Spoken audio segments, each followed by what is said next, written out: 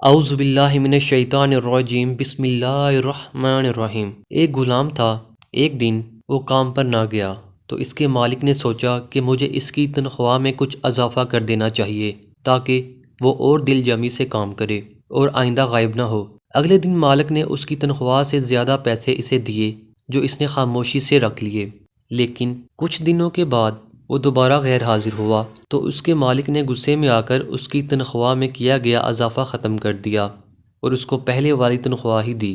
غلام نے اب بھی خاموشی اختیار کی تو مالک نے کہا، جب میں نے اضافہ کیا تو تم خاموش رہے اور اب جب کمی کی تو پھر بھی خاموش ہو۔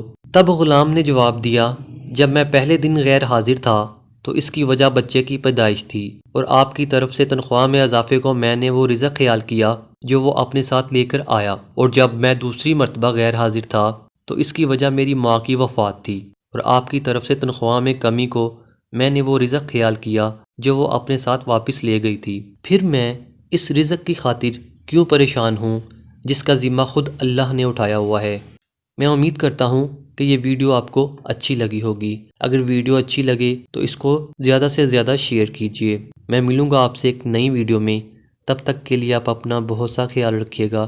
Thanks for watching this video. اللہ حافظ۔